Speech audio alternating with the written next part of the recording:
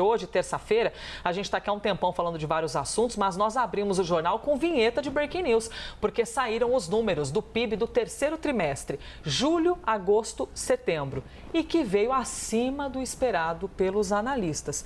Acima quanto, esperado em quê? Tricota esse assunto com a gente, Débora, Vamos lá, Elisa. Marginalmente ali acima, por exemplo, a Reuters já estava esperando e o Broadcast já estava esperando uma alta desse PIB na casa dos 0,8%. Veio 0,9%.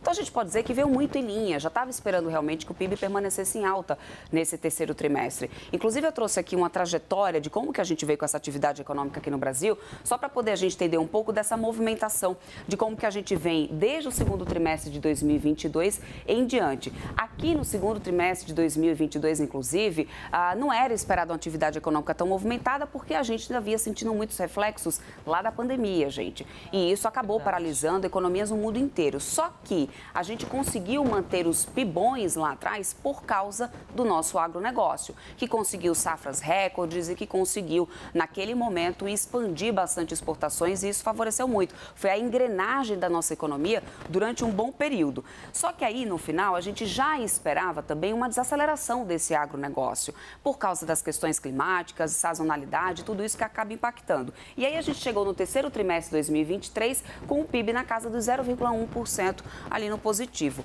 Só que o que surpreende no final das contas, Elisa? A retomada do setor de serviços e também, no final, surpreende a questão da indústria. Indústria que vinha sendo muito impactada, inclusive desde lá da pandemia, vem crescendo, desacelerou nesse trimestre, agora é bem verdade, nesse dado que foi divulgado hoje, mas ainda se mantendo em alta. E essa indústria se recuperando no trimestre anterior foi o que deu o grande upside aqui no nosso PIB, que bateu a casa de 1,4%. E aí a gente tem agora esse PIB na casa dos 0,9%. Dessa vez, o setor de serviços expandiu mais a atividade, Elisa, do que, por exemplo, a indústria. O setor de serviços vem crescendo muito porque a população está ganhando mais, tem uma massa salarial maior, consegue movimentar um pouco mais a economia, tendo mais acesso ali a serviços, principalmente serviços de comunicação, de internet. Isso tudo foi o que expandiu bastante nesse dado do terceiro trimestre do PIB. Eu chamo a atenção, Elisa, para um outro ponto importante nessa atividade econômica que foi divulgada pelo IBGE às 9 horas da manhã, que é a taxa de investimento do Brasil. Eu não sei se você lembra, Elisa, que a gente já repercutia muito isso, já falamos em outras oportunidades aqui, porque a taxa de investimento no Brasil, em relação ao PIB do que a gente tem, ainda é muito baixa comparada a outros países do mundo.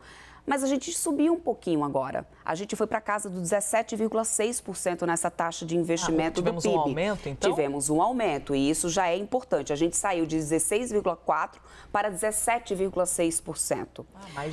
Isso é positivo, porque significa que a gente está conseguindo colocar ali mais investimentos aqui no Brasil. Mas a gente ainda precisa crescer muito nisso para chegar, por exemplo, na média da América Latina. Na América Latina como um todo, Elisa, a gente tem uma taxa de investimento na casa dos 21%. E o Brasil ainda está um pouquinho abaixo em relação a isso. Então, a gente ainda tem uma trajetória para poder seguir desse ponto.